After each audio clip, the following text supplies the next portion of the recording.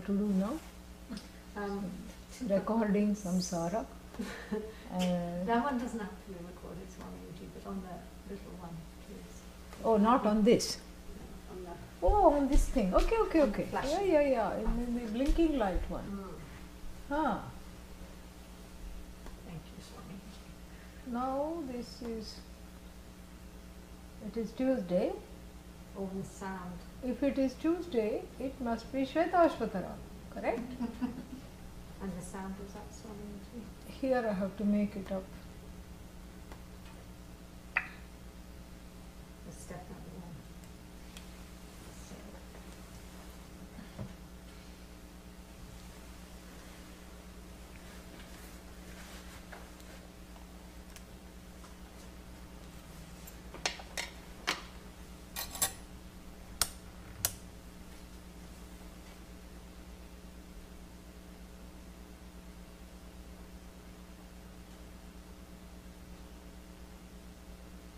Sukham sthiram asanam. The seat is firm, yet comfortable. I sit in a position from which I don't have to squirm or move too much.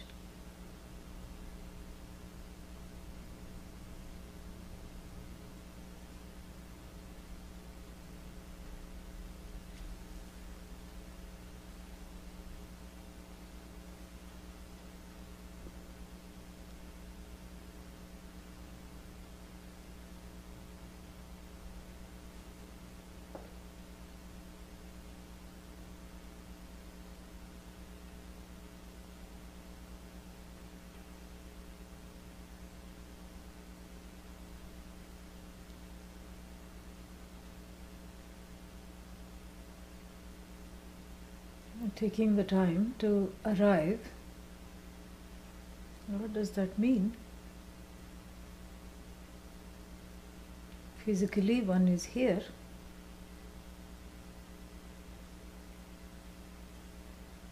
but connecting with that presence, with my own presence, is a different matter.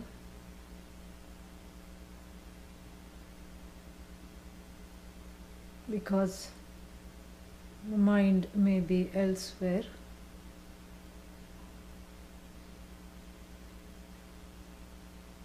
Because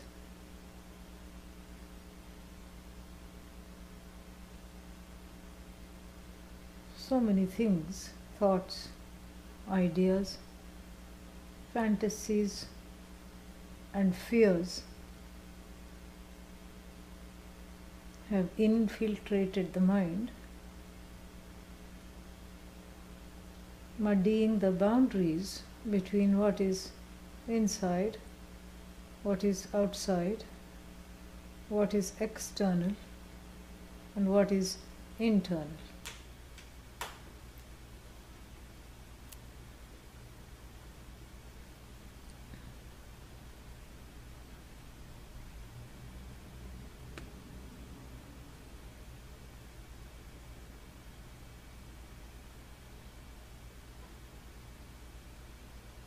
All the fancies that have taken hold in the mind are said to have been internalized. This is the problem with samsara. Whatever is external, I internalize. Therefore, in the meditation, there is a walking back of this internalization. All that is outside is kept outside. And this is what Bhagavan Krishna says while giving instructions for the meditator. Sparshan bahyan bahihi kritva. This bahishkaranam, externalization of all the things that have crept into the mind in the forms of fears, fancies, which are connected to events, things, or people. I take the time to repatriate that which should be outside, so that I can remain with my presence, the meditator, and discover the nature of the meditator.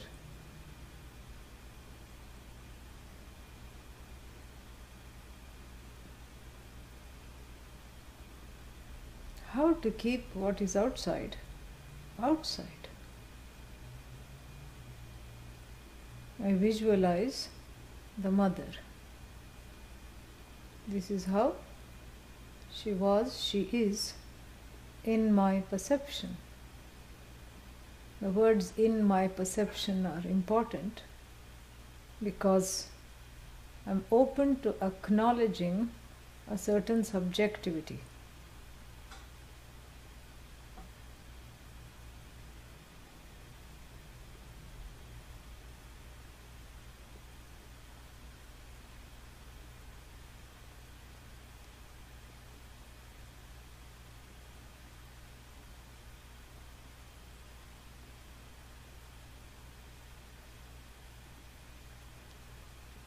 This is how mother was, mother is.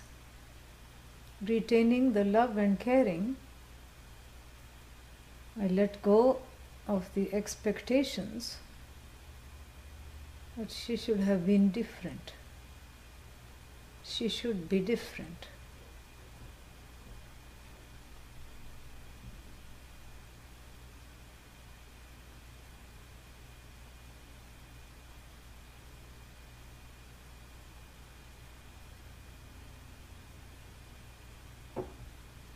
Father, this is how he was, is, in my perception.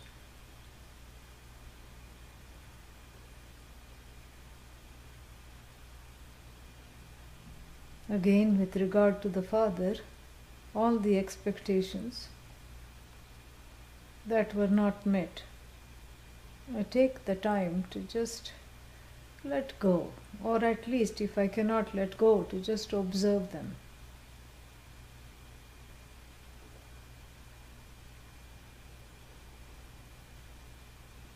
We can see from this exercise how actually everyone has two sets of parents.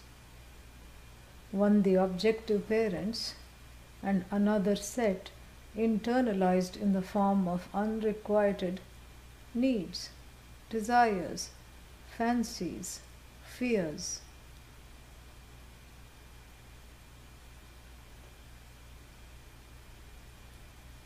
I take the time now to grant the parents the freedom to be exactly how they were, how they are, as I see them. The more I am able to do this, the greater is my own sense of freedom from the past, from the hold of my own subjectivity.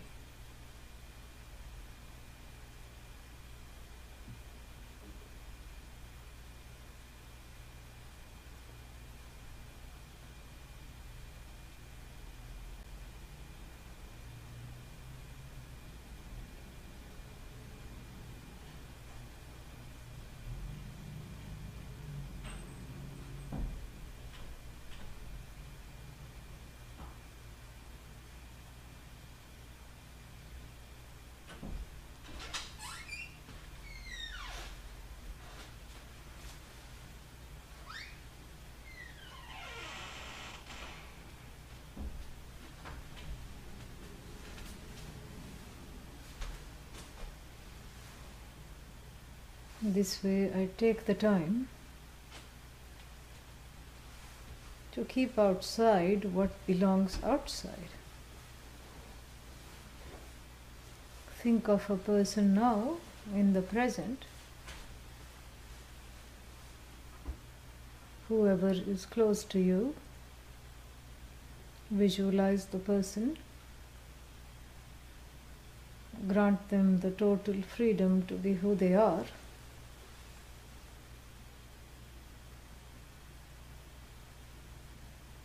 And in so doing, drop any unrequited needs connected to this person.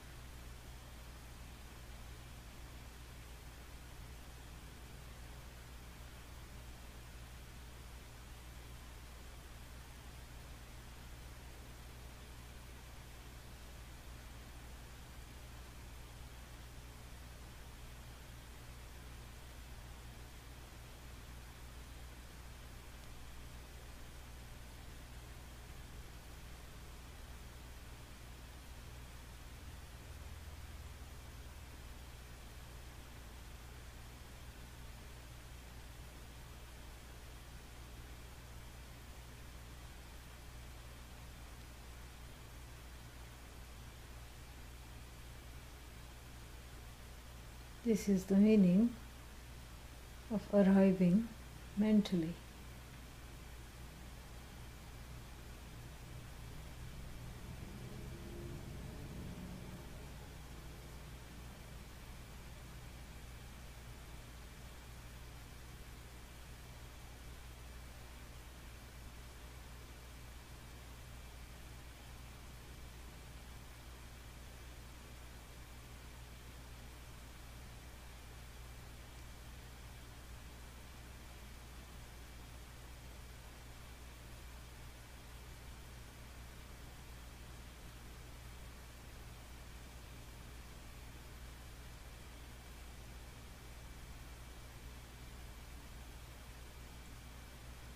Going deeper with this arrival by focusing on the breathing,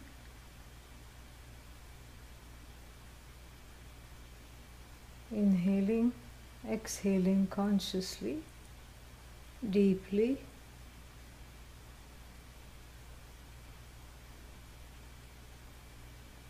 ensuring that the exhalation is as long as the inhalation, more or less.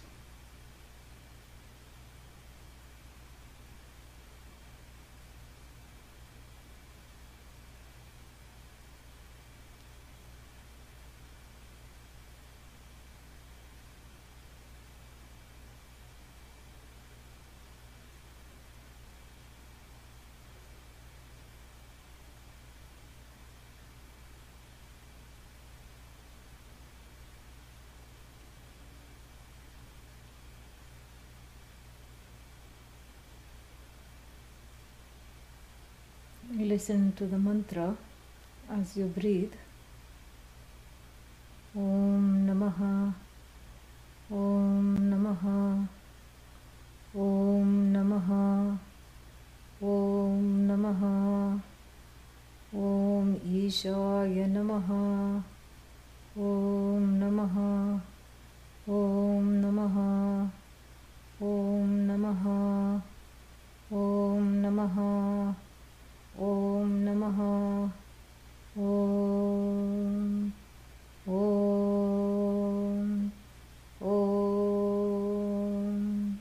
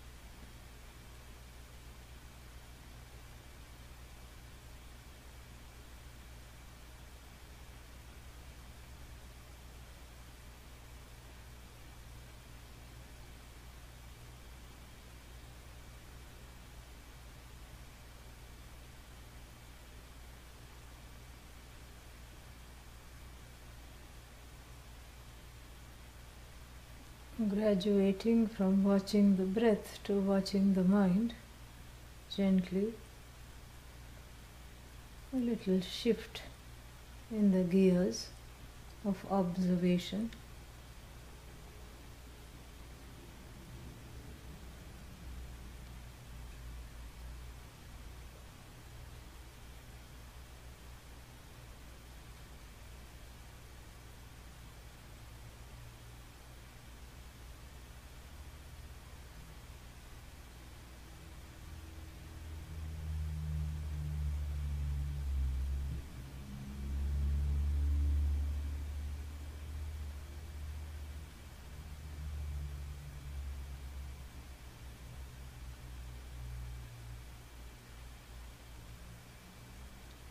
place the mantra Om Namaha in the mind.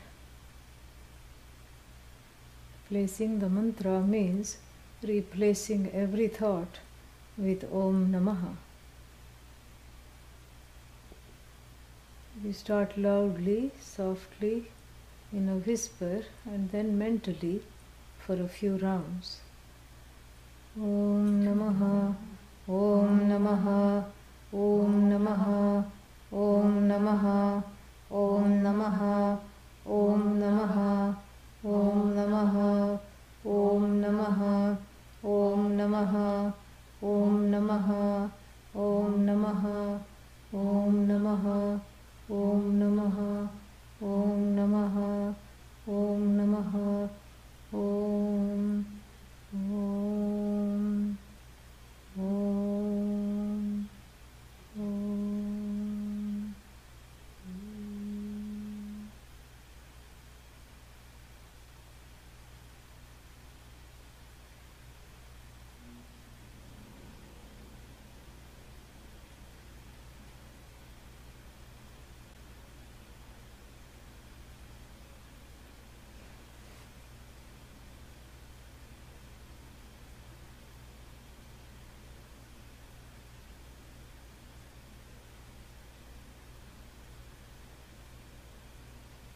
Om, Om, Om, Om, Om, Om Namaha, Om Namaha, Om Namaha, Om Namaha, Om Namaha, Om Namaha, Om Namaha, Om Namaha, Om Namaha, Om Namaha, Om Namaha, Om Namaha, Om Namaha, Om Namaha, Om Namaha, Om Namaha, Om, Om, Om, Om, Om.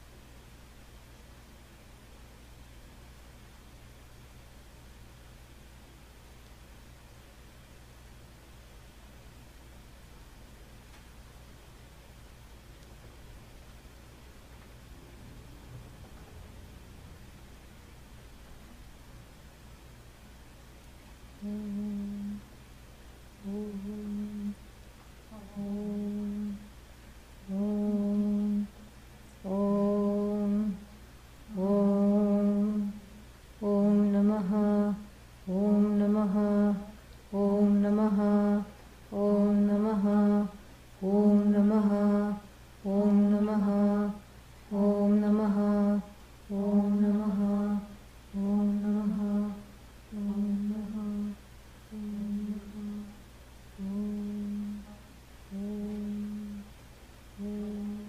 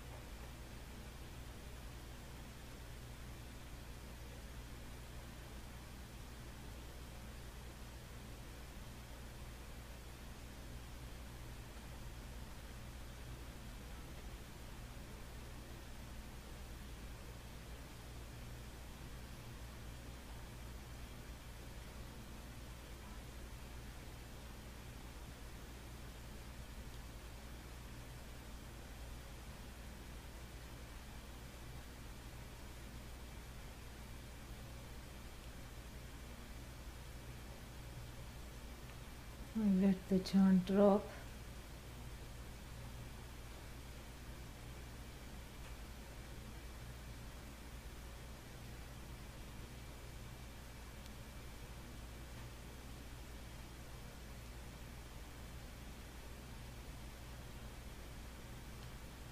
Connecting with the vastness of the presence, the vastness of Om.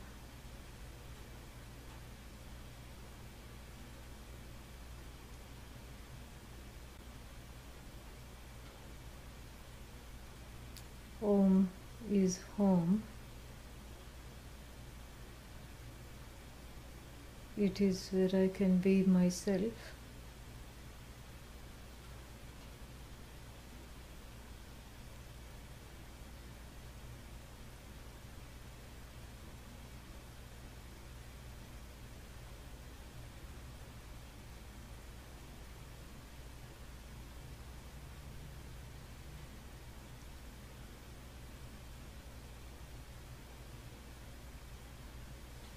It is where I reside.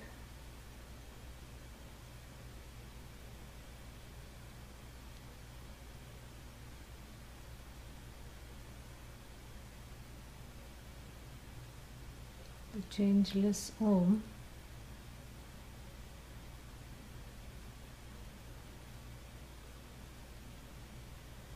My own nature.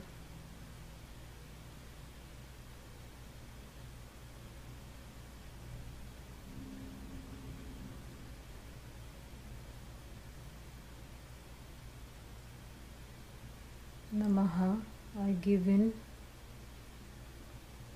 to my nature. Namaha, salutations to that which is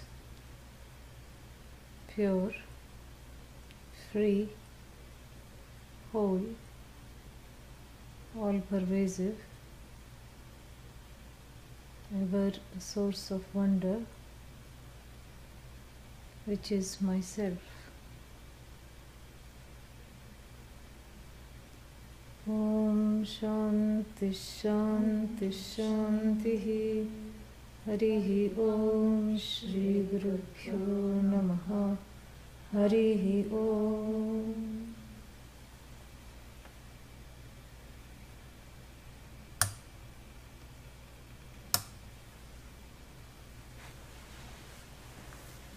Om Sahana Bhavatu Sahanau Bhunaktu Sahaviryam Karavavahai Tejasvinavadhitamastu ma vidvishavahai. Om Shanti Shanti Shanti.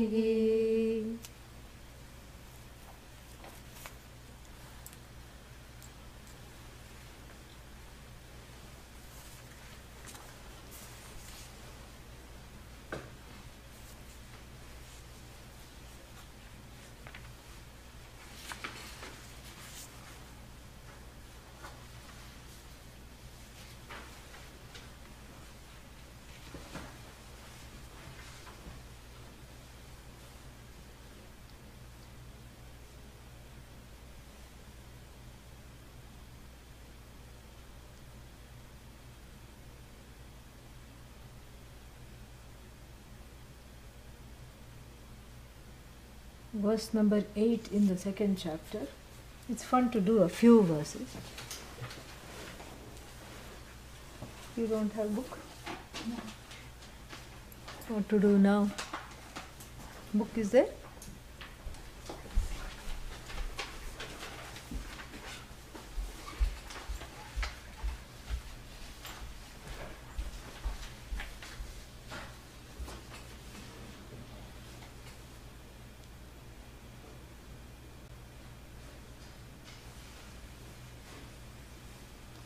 After all this Savita business, this is the first verse that is not esoteric.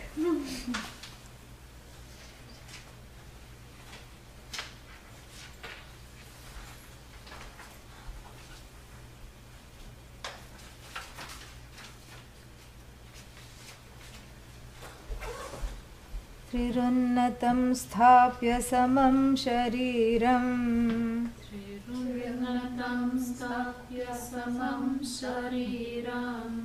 हृदिन्द्रियाणि मनसा सन्निवेश्य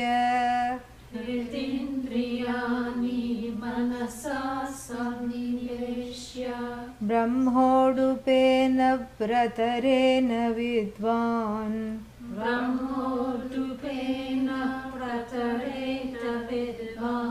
श्रोतांसि सर्वाणि भयानकानि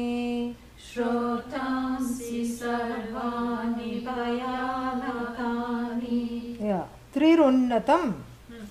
Three means three things should be unnata. Unnata means not like this. Unnata means like this. Unnata means in one line. What are the three things? Head, neck, chest, spine, all these 5 things, 10 things. But basically the whole thing is, straight. One is in a straight line, Otherwise everyone is slouchy or crouchy. Yeah, that is. If they are not that, then they are grouchy. But slouchy and crouchy all the time, yeah. And you see this in the classroom, in any Vedanta classroom, in any city I go, any town. The middle of the room is empty. I don't know what they have left it for, They say that in the middle of the room, in temples and all, it's called Brahmarandra. It should be, there is a skylight and the skylight should come and there should be empty space in the middle of the house, middle of the temple. We are not talking of temple, this is a talk. So I go, where are all the people? They are hugging the wall, hugging the couch on all the sides, and the middle is free. Why? Crouchy and slouchy, And if you don't get a place to slouchy, you become grouchy. That's all it is, That's why I like these things that you all are sitting on, that back jacks, yeah. Otherwise, it's very difficult, And we are not talking of elderly people, we are talking of young people, because on all these, these things, these age of these gadgets, they already make you slouch. You're all holding and you're pouring into these small screens, and then you're looking and then you're texting and you're doing all kinds of things and Facebooking and I don't know what else you're booking on that thing. And you don't Twitter, you tweet. Twitter is the name of the account, but what you do is you tweet. Yeah. So then all these things you're doing, and already it feels like the shoulders come like this. And I think that if the next generation or few generations later, if everything, let's say there is Mahapralaya and everything goes, and then the new set of, almost like Mahapralaya means nothing will be left. But supposing there are a few survivors who find our bones, and say, and one thing will be there, everything will be like this, because this is a modern ailment. Everybody has back problem. Even a 2-month-old baby complains, I have back problem. This is what it is. And then the fingers, the thumbs will be extra long, because those are the only thumbs, the fingers that are used. So like those E.T. had those long index fingers, so these earthlings of the current generations will be like this, endowed with long thumbs and a crouchy back and a grouchy demeanor. So how to meditate with this? Upanishad says, Trirunnatam sthapya, to stay. Not like you're like this and then what? And then what happens after this? But you told me to breathe deeply. Through your nose, okay? Not through your mouth. He's going to say that in the next chapter, couple of verses, he's going to say. Yeah. Nasikaya uchvasita. Breathe through the nose, not through the mouth, he's going to say. He's coming? Next one? Or the one after? Yeah, next one. It will come. So basically it's not, the slouching is okay, sometimes when you're relaxing. But in the meditation, if you don't, there is a connection between the brain and all these, spinal cord, that if it is not erect, it gives the message to just go to sleep soundly. You know what that means, right? Yeah. What is soundly sleeping? Yeah, sleep in which sound is noisily produced. That is what it is. So the brain gets the message when you slouch to immediately go to sleep. And also there is no other activity happening. You're not looking at the birdies in the sky, and you're not looking at all these things, and you are just within yourself, correct? And so within yourself it's very boring. What is there? All wrong thoughts and bad thoughts and fancies and fears keep coming. Who wants to look into that? And or even if supposing one has bypassed that stage and one is relaxed enough to sit with oneself, it immediately translates into sound sleep. And to stop that, this is something which is in the 6th chapter of the Bhagavad Gita also. Bhagavad Gita and the Upanishad agree with one another. So Svetashvatara Upanishad borrows this point from the 6th chapter of the Bhagavad Gita. Yes? No. Why? This is Shruti, that is Smriti. Smriti means, human writing. Shruti means revealed knowledge, heard. Yeah. So, therefore, Smriti cannot borrow from, Smriti can borrow from Shruti, Shruti cannot borrow from Smriti. This pre-exists everything. So, Trihi Unnatam, the chest, Samam Kaya Shiro Grivam, that's how it is there. So, Shiraha, Shirash, Kaya and Griva, neck, is in a straight line. Sthapya Samam. Here also use the same word, Samam. And Sthapya means having kept it straight posture, having kept the posture straight. This is how the Shariram, the body should be. Hridi Indriyani Manasa Sanniveshya. Indriyani. What is Indriyani? Wife of Indra. No. Senses. Yeah. What is the name of wife of Indra? You should know these things. This is Vedanta trivia.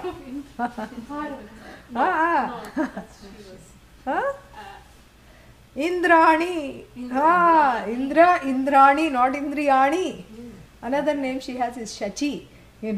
Yeah. So Indrani. Don't confuse Indrani with Indriyani. Yeah. Indrani is not an ordinary lady. She has 1,000 eyes.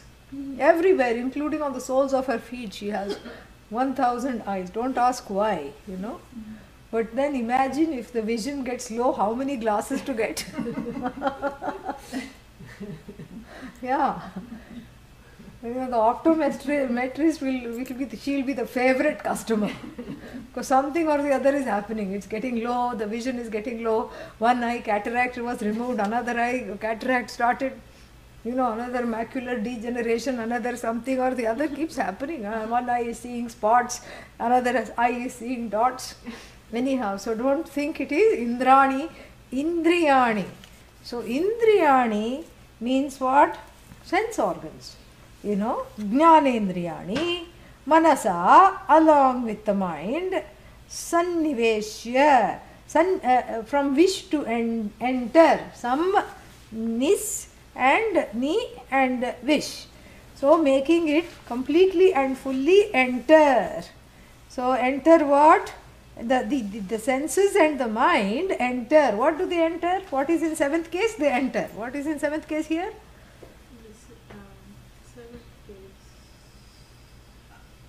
So the object or the location of entry should be a word in the 7th case. What is that? Well, is it a female? Doesn't matter. Hridi, like Maruti. Hrit, Hrit. Hrit, Hridi. Hridi means in the heart. So let the mind and the senses melt into the heart. This is very interesting right here, this sentence. I'm doing the translation and the Vyakhya at the same time. So it's very interesting because if you look at ancient systems of medicine, they will say, when they check your pulse, you say I have a stomach ache and you go, correct? But they check your pulse and they say that there is a discrepancy between your mind and your heart. Your mind and heart are not aligned. They will say this in Ayurveda.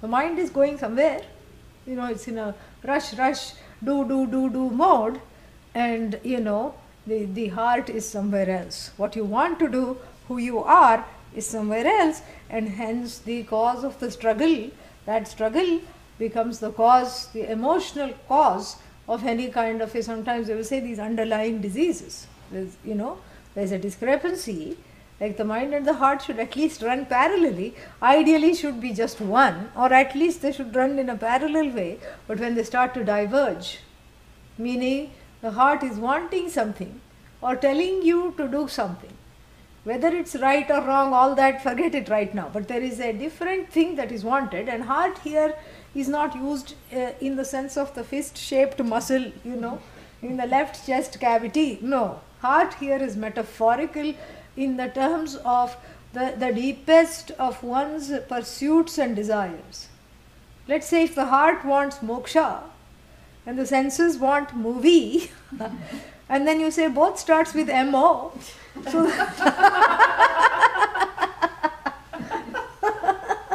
so that's going to be my M-O. What is M-O? Modus operandi. Moksha through movie. No problem. So you go to the movie, and what happens, and you make sure you order the popcorn with extra butter, and then nice hot popcorn is in the lap, movie is there, and you find somebody, somebody will come along, to go to the movies. It's not difficult to find someone to go to the movies with. And then all the time, what are you thinking? I could have been listening to class. I should have been doing this. I should have been doing that. Okay, do that. No, but this is a new release, and who knows if I don't. And nowadays they do all these things. They say you cannot see it on a thumb-sized screen, Angushta matra. You cannot see it in a thumb-sized postage stamp screen in your smartphone. This movie should be seen in big screen, as big as the universe. And then only you will have fun, because it has special effects. Every movie is having special effects. That's all it is. So of course one falls for that trap. You don't want it to come out later and see it on the smartphone or iPad or whatever it is. Already I'm mad for the movie before it comes out on iPad. And then you go there, but you can neither be happy there nor be happy here. And we have an expression for this. It's the dhobi. You know the meaning of dhobi? You know the meaning of dhobi? Dhobi means the washer fellow. You should have lived in India, then you know dhobi. You know dhobi? The dhobi has a dog, poor dog. You heard this story? Okay, dhobi has a dog. Everyone has a dog. Why shouldn't dhobi have a dog? This dhobi has a dog, okay? Yeah. Don't ask questions why he has a dog. If you have a dog, dhobi also has a dog. What's wrong with that? Nothing wrong. But the problem is that dhobi, the washerman and his wife, they work for long hours. And so what do they do? And in fact, they wash the clothes right in front of you. Like if you go to Rishikesh and give your clothes to dhobi and you're taking the walk on the Ganga, you will suddenly meet your clothes. Because he and she are washing it right there, Don't ask under what circumstances, all that you have to turn a Nelson's eye to all that. So they wash it and they have to dry it right there, correct? Because their home is, a small 200 square foot home. They are working class people, very poor sometimes. And so they cannot bring all this at home and dry it, Yeah, so imagine, even one Swami's clothes to take care of. We have to bring in people. And imagine if there are 10 Swamis in the ashram, finish. Each one is wearing 6 yards of material. And the dhobi is, of course, very busy. And, hanging up, and then, ironing is also done there, hanging things are done there, taking it out is done there, folding is done there, everything is done there. And then they put it in all these, big packets and then put it on top of donkeys, or sometimes they carry it themselves. Usually there is 1 or 2 donkeys, and then they take it and deliver it to various people.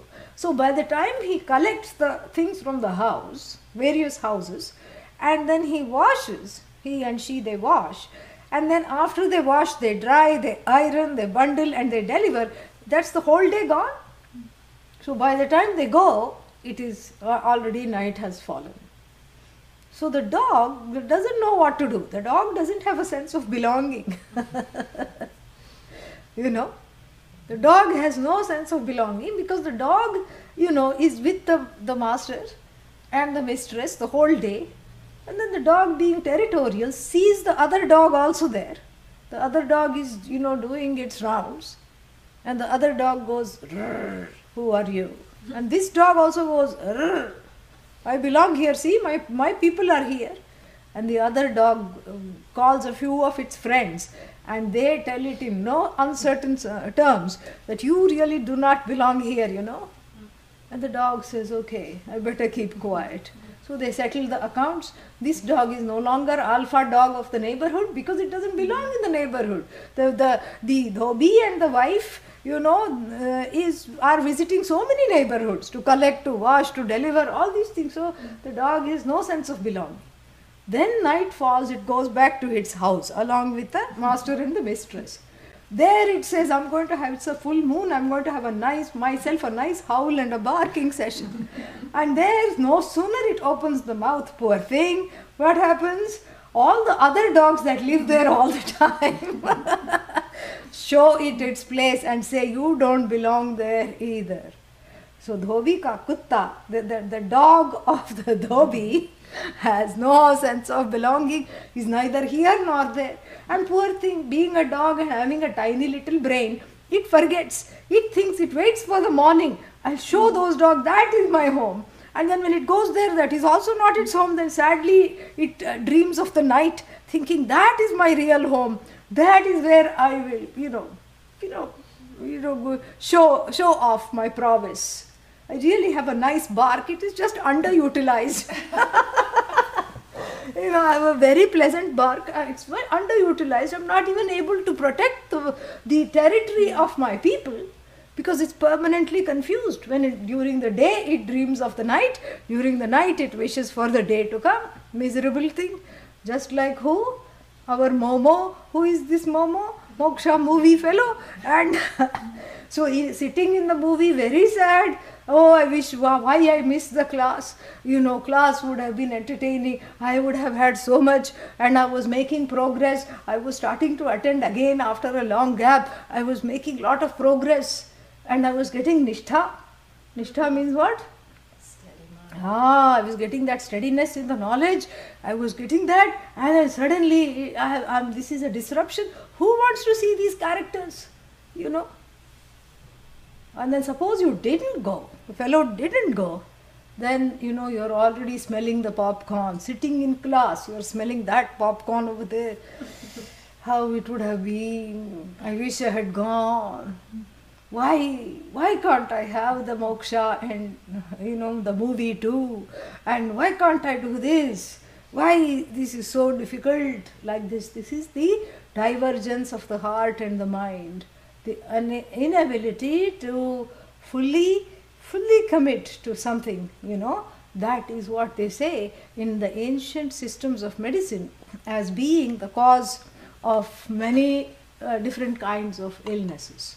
And, and sometimes if there is a chronic illness, it gets worse when there are these kinds of stressors. They say that. And so in the Chinese medicine, in ancient Chinese medicine, they say that the object of the pricking of the, what is that called? Acupuncture, needles or acupressure, whatever they do, the main object is to let the mind sink into the heart. And here the same thing is it. Same thing is written. Indriyani manasa saha Sanniveshya, let the mind along with the senses enter into that knowing heart. It's a knowing heart. It's the origin of the place which is the residence of the only desire which is what? Moksha. So that's the whole thing. So you're neither able to enjoy because it's one thing to say, okay, I'm going to enjoy the movie, and I will take the milk run. What is the milk run? A slow train to moksha.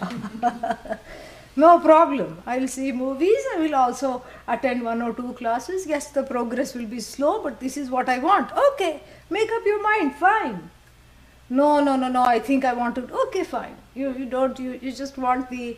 What is that? The moksha bullet train. Yeah, moksha express, moksha bullet train. They have it in Japan. You can't even see the blessed thing go by. You'd wonder if it's a gust of wind or the train. Gone. Yeah, China also they have it.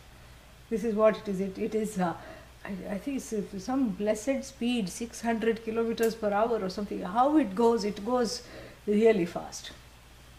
And so, okay, I want to be on that. All right, get on that. But then, here you are having moksha tickets in one hand, movie tickets in the other hand. I am not able to decide. What is a moksha ticket? That you have to issue yourself. Movie ticket somebody will give you, at the window. But moksha ticket, you yourself write yourself a ticket. I deserve moksha, that is the ticket. And we keep that safely, and all the actions go around for that alone.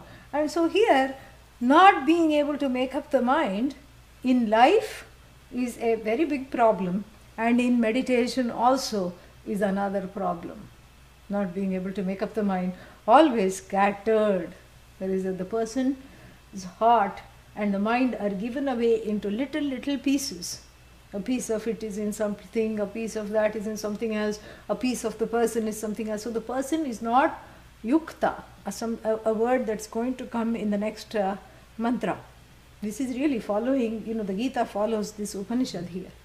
So the person is not together because all the desires have taken a bite of the person. Like that Macintosh logo, Apple is bitten off.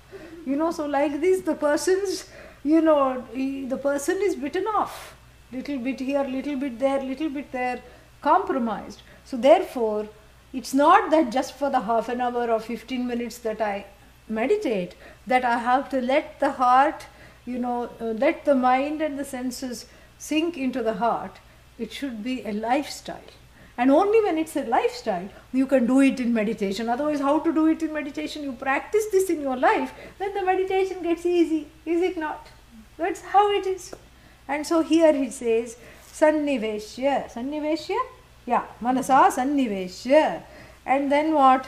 You enter the heart, the surface level of the mind, the thoughts that come and go, the flimsy fancies and footloose desires, all these things, that leave you unanchored and unmoved. These kinds of things are just resolved into that which I know to be true, which I know to be myself, and which I know that, a place of certainty, a place of witnessing. The heart is also a place of witnessing. So it is resolved there. And then what? Pratareta. Pratareta, we always take the verb. Pratareta. From through, to cross. Pra plus through. Yeah, through means what? To cross. How do you know? I just told you. And Pratareta vidwan. Vidwan means the knowing one, the wise one. Not here jnani, but the one viveki. Vivekinaha, viveki, the one who is endowed with discrimination, the one who is endowed with the correct, understanding of what to pursue, what to eschew.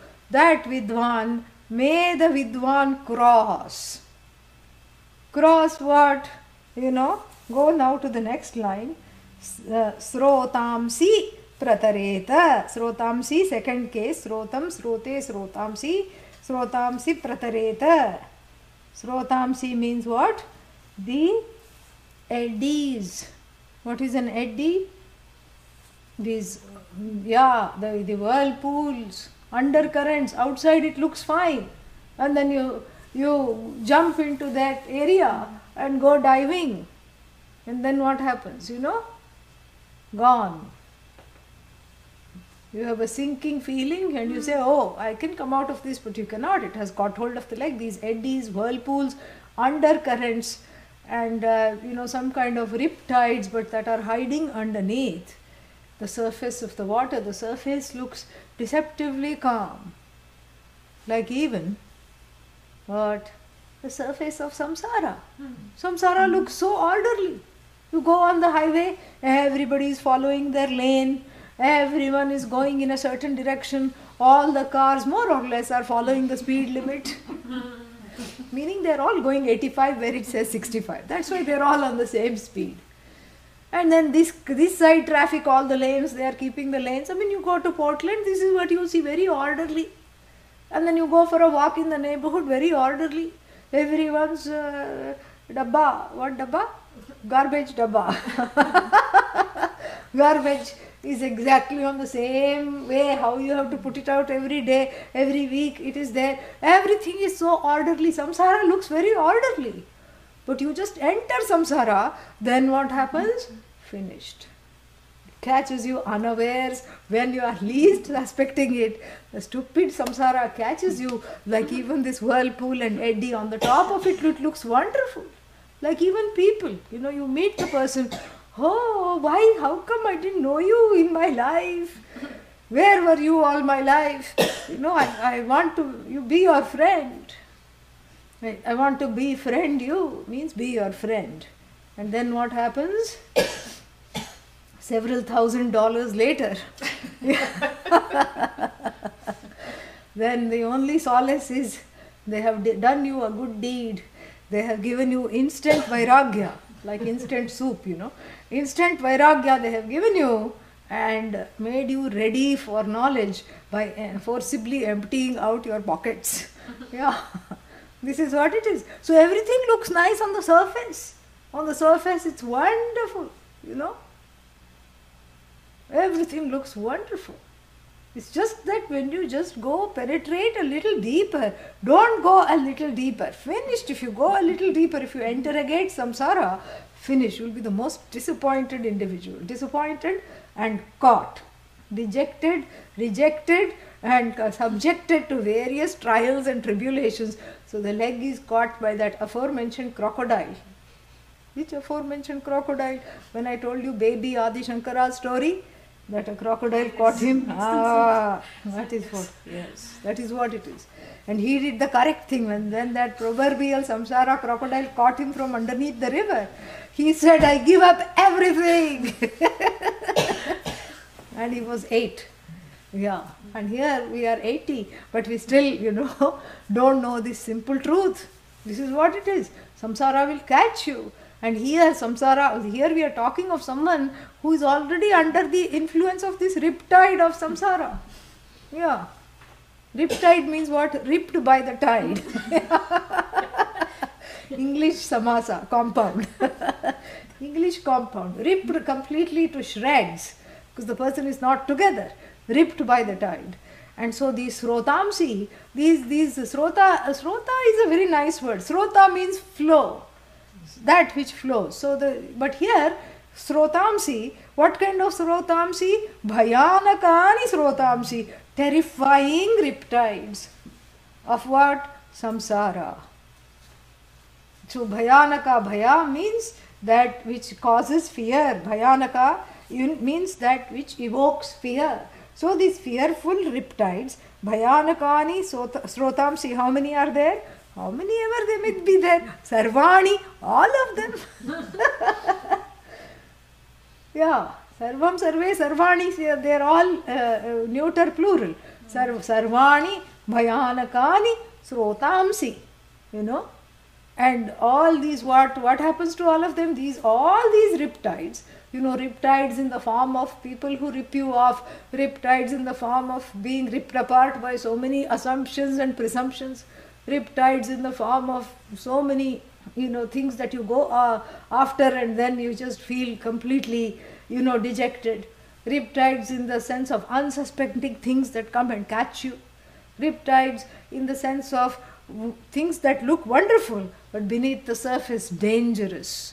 Bhayanakani here means dangerous riptides, dangerous whirlpools, dangerous eddies, dangerous undercurrents, where the solid ground from under you is just lifted like even the rug from under the feet when you're least suspecting. Bhayanakani srotamsi. How many are there? Sarvani, how many ever they may be there, all of them. What happens? Pratareta. Pratareta means through, to cross. Prakarshena tareta. May this knowing one, the wise one, doesn't have Brahma Jnanam. What does he have? He, she have? Viveka, to pursue moksha and to know, to even want freedom. You should know you are caught. If sometimes you look around and say everybody else is also caught, so what's the problem? Let me be caught. And I'll just get a little band-aid for the wound, because of the riptide. That's okay. Everybody else is, you cannot say, at least I'm not the only one. Everybody else is also in the same boat. This is what someone said to me. When I said Ajnanam is a universal problem, I said this self-ignorance is universal. Abba, thank God it's universal. You start taking small solace. So I'm not the only one? No, you're not the only one. You mean other people are also having Atma Ajnanam? Yes. Now everybody is having Atma Ajnanam. Is Ajnanam centered on the I. Everybody is self-ignorant. Oh, thank God. That's best news. Thank you so much. I have learnt a lot from this teaching. That's not an excuse. Everybody is sick, so I'll also be sick. That some people say that. It's just a matter of days before I get the flu. What kind of flu? A flu that is lasting 2 months per person. Apparently there is one such flu going around. Yeah. 2 months it takes out of your life. So then, you say you just expect to get it because what else to do? I am after all in society. And after all, I cannot go with a clothespin on my nose, or mask or something like that. I cannot, everybody has it. When at work I have to shake a hand, shake a leg, all these things. In the process, the germs are migrating and they are coming, and of course I will be sick. If before you know it, you give up. You say everybody is in samsara. Samsara is bhavaroga, and if I am also having this bhavaroga, this disease everybody has. This is samsar hai, chalta hai, everything is goes, sab chalega. You cannot have this. This is what is called samsaric complacency. All the time you become complacent because other people are also ignorant. Thank God. Other people are also suffering. Thank God. Other people are also having unhappy marriages. Thank God. You can't live like this. This is not the way to live. Don't look at other people. Look at your own life. Are you miserable or not? Yes. Yes. Why? Too tired even to lift the hand. Hand also falls. Another hand has to hold the hand to say yes. So if that is the case, then this mantra is for you. So here, pratareta vidvan, then you are vidvan. You are not in this samsaric complacency. Let us all sink together because we cannot swim together. Let us have a sinking, enjoy this sinking feeling together. And let us extend this sinking feeling together. Let us just make the glubs further and further apart. Glub, glub, glub, glub, glub. Glub, glub, glub, glub. This is not the way. What is this? This is not an excuse. This is not an explanation. This is no way to lead your life. This is alasyam. What is alasyam? Laziness. Laziness. This is intellectual laziness. It is avidvata, not a vidwan's way of being vigilant and looking at the circumstances and looking at other people caught in the riptide, looking at oneself about to be caught in the riptide. One jumps out of that in a hurry. Into what? What do you need to jump out of? I'm going to take 5 more minutes, okay? Yeah. So what are you going to jump out of? The riptide means where are you going to jump? Into what? If there is a riptide, come on, use your brains. Into the Ayo, you're already in the ocean, Ma. Where are you going to jump? Onto a raft. Abba, ayo, devre. Yes, onto a boat. Correct? You have to quickly search for the boat, like you have to hold this sad hand with a white flag and say, I surrender. I'm not going to look for solutions within samsara. That is the surrender flag. And now I am going to, look for the moksha boat. Correct? So the moksha boat is coming towards you. And then you jump into the moksha boat, safe from the piranhas and the the triangular sharks and the piranhas, and these there is another poisonous fish, blowfish. Oh, people eat this blessed thing. I don't know why. It's better to just go and get bitten by it. Why? Why sit and eat it? I don't understand. It's full of poison. The whole thing is poison. Blowfish. It's some kind of big delicacy. I learnt all these when I went to Japan. So, this is all useless things I learnt, but little use because I'm using it today. So then, you're away from all the snapping turtles and the snapping alligators and the snapping people and all these things that snap and the riptides and the seaweeds of desire and all these things. You are safely in the Udupa, not Udupi. That is where dosas are made. That's not Udupa. Udupa is what? Boat. A little one-person boat, because it's a singular journey. Yeah, it's a journey by yourself. And you are rowing, row your boat gently down the Srotam sea. Yes, merrily, merrily, merrily, merrily. Moksha is my dream. Yeah, that is where you are headed to. Rowing. And so you get into the Udupa. And what is the name of the Udupa? Brahma Udupa. So it's a boat. Boats have names. This one is called Brahman. Omkara. Omkara is the Udupa. Pranava Udupena. Pranava is the Udupa. Pranava means Omkara Ucharana, the meditation that we did today. Like that, meditating upon Om as the truth of oneself saves one from these horrific, dangerous riptides and shark bites of samsara and the undercurrents that cut you from underneath when you are least looking at it. All these dangers are protected by Om. The chanting of Om is the boat. Om is the boat. The chanting is the oar. And the chant is the movement. So you can see everybody is assailed and afflicted by samsara, and this lone traveler, not alone, lone. You take away the upasarga from alone. It's a world of a difference of meaning. Lone doesn't mean lonely. Lone means that the one who is vigilant and intelligent enough to rise above the crying din of samsara to actually find out that one needs to get out of this and get into the boat. In that sense, lone, not alone. Because if you look around, there are so many Om boat, not Om bot.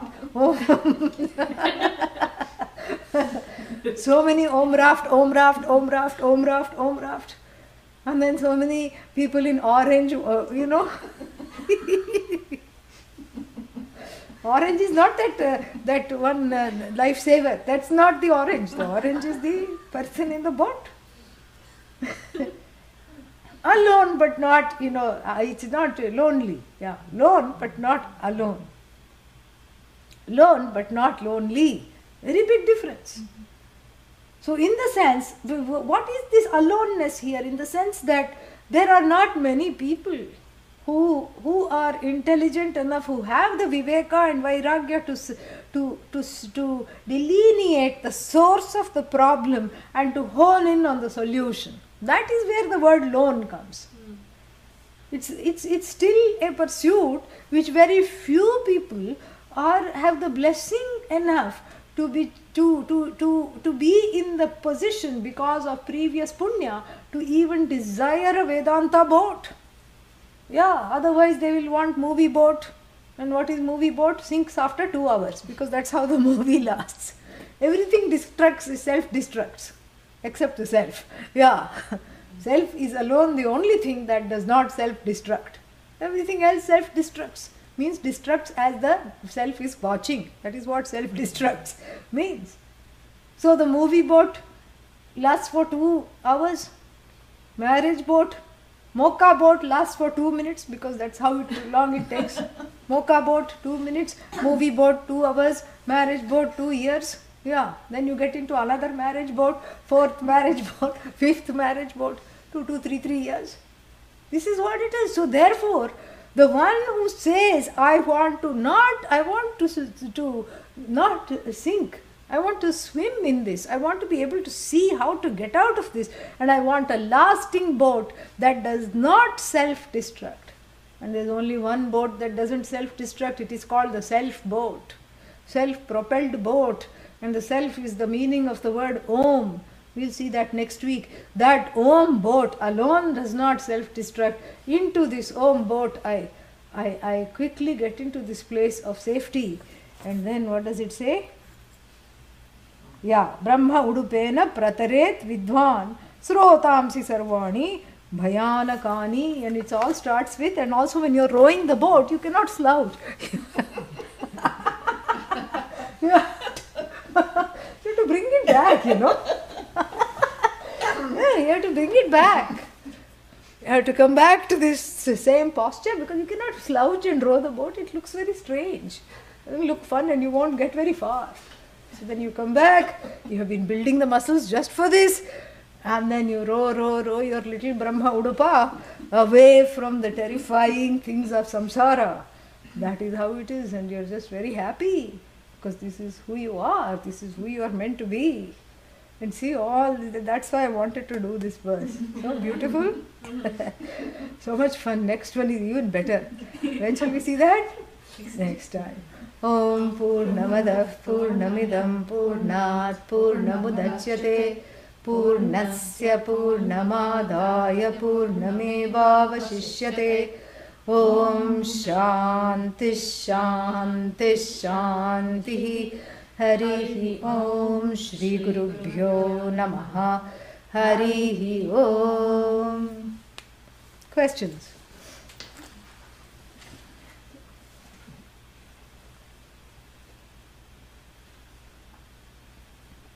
Any questions? Yes? No? Wonderful.